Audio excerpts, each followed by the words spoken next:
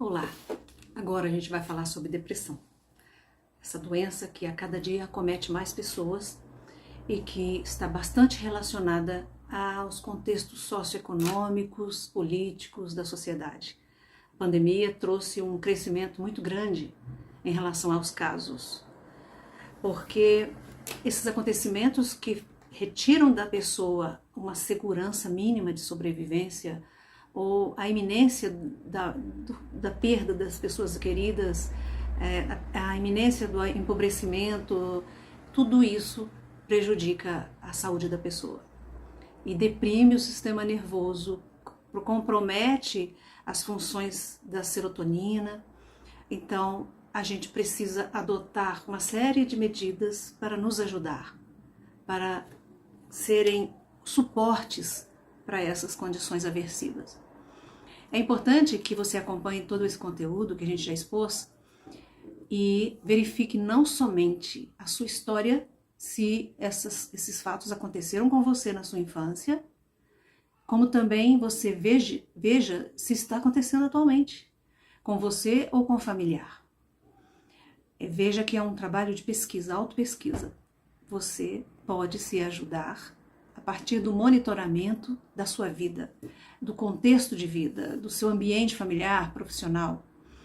E a intenção de apresentar essas patologias, apresentar as situações, é justamente te oferecer uma gama de hipóteses que te sirvam de referência para que você perceba que o que aconteceu com você na sua vida ou o que você vive em termos de padrão mental, emocional, tem explicação. Tem explicação e tem tratamento, ok? É muito sempre importante que a gente acredite nisso, que a gente entenda que tudo é uma questão de empenho. Existem ditados que falam assim: ninguém sabe o que o calado quer e ninguém conserta aquilo que julga estar bem. Então, para a gente consertar qualquer coisa, nós temos que ter a consciência de que essa coisa precisa de conserto, percebe?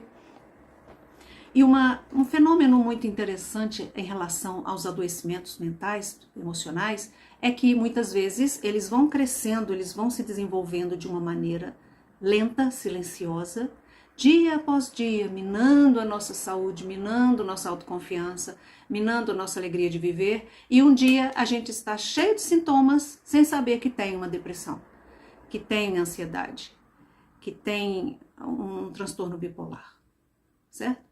Embora a ansiedade e a depressão sejam transtornos emocionais, né, transtornos psicológicos gerados por situações e também por funções neurofisiológicas que não estão funcionando muito bem, o transtorno bipolar já é uma questão de estrutura de personalidade. Então, vamos dizer assim, de uma maneira não debochada, defeitinhos de fábrica. Todos nós temos defeitinhos de fábrica. Eu tenho hipotiroidismo. Eu desenvolvi o hipotiroidismo depois de um baque emocional aos 28 anos de idade. Comecei a me sentir mal, comecei a sentir fraqueza, falta de ar, perda da força muscular, embotamento mental, insônia, e quando fui ver, a minha tireoide estava bem preguiçosa. Então, em relação à depressão, nós vamos começar a fazer uma descrição de o que é essa doença, que até hoje enfrenta preconceitos por ser algo invisível, a princípio. Muita gente acredita que o cara está de perna quebrada porque ele está usando gesso, né? Mas a depressão, ela se camufla tanto. A gente desenvolve tantos mecanismos de proteção, máscaras sociais, para não deixar que o outro veja. Eu já atendi tanta gente que está quebrado por dentro e está fingindo que está bem, porque tem vergonha de sentir tristeza. Pessoas que têm vergonha de mostrarem que são frágeis. E eu percebo que isso tem muito a ver com as pressões psicológicas feitas pela mídia. Quando há uma apologia à força, beleza física, riqueza, hipócrita. Porque todo mundo tem estria, todo mundo tem ruga, todo mundo tem cicatriz. A depressão, que a gente chama de quadro de depressão maior, já é uma depressão mais grave, que traz sintomas mais graves. A pessoa se nega a comer, não toma banho, ela não sai mais de casa, ela se nega a se tratar. E ela pode acontecer de diversas maneiras. A depressão pode surgir tanto por uma sequência de perdas simbólicas, perda do cachorrinho, perda do pai, perda do emprego, perda do namorado, como também pode surgir de um único evento, a perda do pai, a perda do filho, por exemplo. Dá uma queda na produção desses hormônios importantes, a endorfina, a serotonina, a ocitocina, e a pessoa entra num processo de introversão para elaborar o luto, elaborar a perda, certo? E nesse caso do transtorno depressivo maior, existe o risco do suicídio. Então, é muito importante que quando a gente tem um caso assim, sabe, aquela pessoa que fica no quarto trancada constantemente, é muito sério, muito sério. A gente tem que ter muito cuidado para a gente não levar um susto, né? E o problema dessas questões de depressão é que vem as comorbidades, a pessoa adoece, a pessoa pode desenvolver distúrbios cardíacos, renais, hepáticos, pode desenvolver obesidade, porque pode associar a uma compulsão alimentar. A pessoa pode, são tantas coisas, adotar a droga, né, o alcoolismo, para ficar fora de órbita, é muita coisa, né? Então é muito importante que a gente leve a sério isso, tanto na análise da vida que a gente teve, quanto na vida atual, se é o que aconteceu com a gente desencadeou isso na gente. Porque se você tem resistência a acreditar que esse mal-estar que você talvez sinta, talvez sente, não é depressão, essa tristeza, esse baixo astral, essa falta de vontade de jogar bola com os amigos, essa falta de vontade de sair com as amigas, de arrumar o cabelo, você está perpetuando uma baixa qualidade de existência, de vivência, que vai tornar a sua vida uma história meia boca lá na frente, sabe? Que lá quando você estiver velho e seu corpo já não estiver ajudando, quando você já estiver usando uma muleta, porque o sedentarismo também acompanha muito isso às vezes, quando a coluna estiver cheia de hérnias, você olhar para trás e, poxa, por que eu não me tratei? Caramba, por que eu não me tratei? E ainda tem uma outra questão que é mais importante ainda. Se os nossos filhos nos veem sofrendo, penando, com um certo masoquismo, porque a gente não busca saída, nós estamos ensinando nossos filhos a serem infelizes também. A gente está condenando nossos filhos a repetirem essa história, porque existe lealdade. Existe uma lealdade cega que acompanha os movimentos familiares e que são inevitáveis. Muitas vezes acontece de alguém ser o epicentro do problema. O pai ou a mãe tem um problema de saúde e a criança desenvolve um sintoma mais sério para falar assim, tem algo errado nessa família. Vamos resolver isso que eu não estou aguentando. Porque quando a criança adoece, nós saímos do nosso mundo particular para cuidar dela. Tem uma parte do nosso curso que eu vou falar sobre isso. Quando a criança adoece. Para ter atenção e tirar os pais daquele estado. Muito sério também, tá?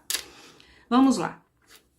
Para a gente identificar se a gente tem a depressão, a gente tem que responder algumas perguntas para o diagnóstico, tá? Então, normalmente são 7. Humor habitual dominado por abatimento, tristeza, desânimo, descontentamento e infelicidade.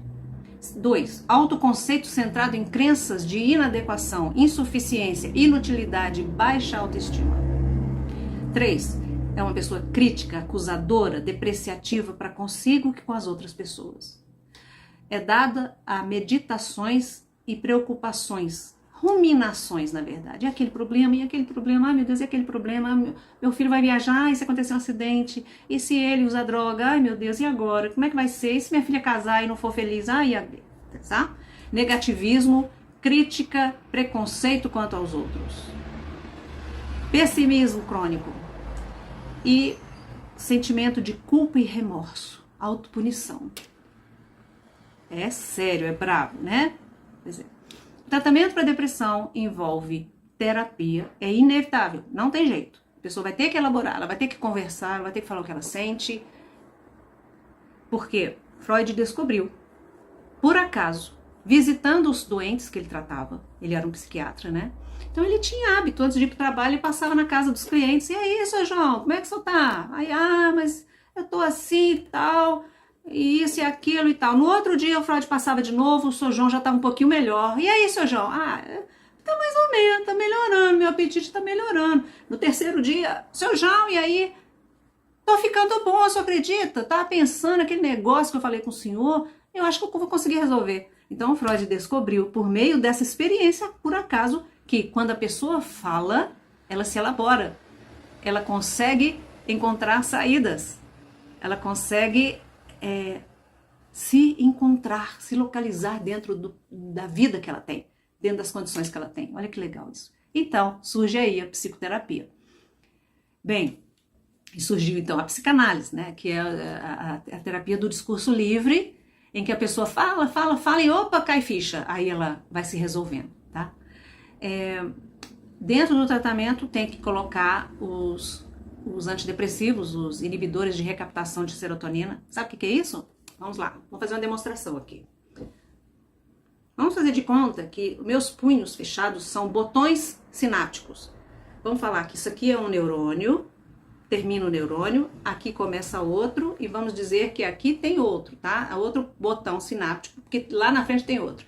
Então, os neurônios são como fios elétricos condutores de energia. No caso, eles conduzem a ação que a serotonina produz numa combustão, numa descarga bioquímica elétrica, que impulsiona a substância e melhora e conduz pensamento, facilita raciocínio, facilita exposição, criatividade, tá. Então vamos lá. O que acontece com uma pessoa que tem depressão? Ela tem pouca serotonina no organismo dela. E veja, a serotonina que a gente tem no nosso corpo, ela é X quantidade e vai ser sempre X. Ela não se perde, ela não desperdiça. Sabe por quê? Porque existe um sistema de captação de serotonina. Então veja assim, veio de lá uma carga de serotonina, vamos falar assim. Esse botão se abre, que na verdade são buraquinhos que ele solta a serotonina e o outro se abre para recolher. Quando a pessoa tem pouca serotonina, tem poucas moléculas aqui, tem pouca coisa de serotonina. Então quando esse botão vai recolher, ele recolhe pouca quantidade. E o que não foi recolhido, esse botão segura para ele. Daqui a pouco ele faz de novo, tá? O que acontece? Os inibidores de recaptação de serotonina, que são os antidepressivos mais receitados, eles fazem o seguinte, esse botão solta a serotonina e não recolhe rapidamente. Então ele fica um pouco mais tempo ali, mantendo, deixando que a fenda sináptica esteja repleta de serotonina, e o outro botão capta muito mais serotonina e manda lá para o outro, tá? Essa serotonina, pensa que os fios condutores de neurônios, eles vão e voltam, tá? Eles vão e voltam. Você tem um estímulo, você está dirigindo um carro.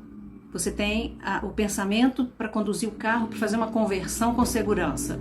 À medida que você vai fazendo a conversão, o seu órgão de percepção, a visão, a audição, ele vai te avisando que está indo bem. Então, há uma troca de comunicação entre os neurônios, certo?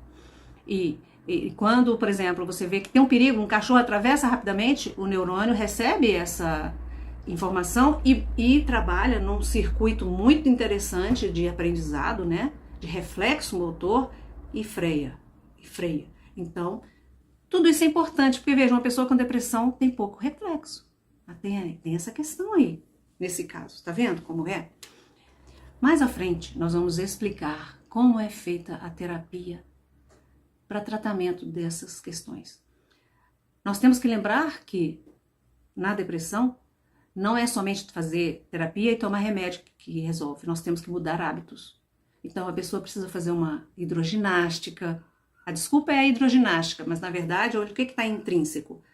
A convivência social, conversar com outras pessoas e a atividade física que ajuda na produção de endorfina, que são hormônios do prazer, e a atividade física faz haver uma homeostase nas toxinas do corpo, agiliza o intestino preso é um horror, sabe por quê? o intestino é a parte mais irrigada de neurônios que nós temos no corpo. Se ali no intestino nós estamos guardando um material que está em estado de putrefação, né, produzindo cadaverina, que é uma substância semelhante à carne podre, e que tem toxinas, ela vai prejudicar o funcionamento do corpo, porque você está metabolizando aquele negócio ali, né? E no intestino é feita, o processo digestivo ainda está acontecendo no intestino, na captação de nutrientes, na captação de vitaminas e tudo mais. Se já captou que tinha e aí não tem outra coisa para captar, vai captar outras coisas ruins. Por isso que muitas vezes a gente brinca que uma pessoa muito nervosa está enfesada. É isso mesmo, está enfesada.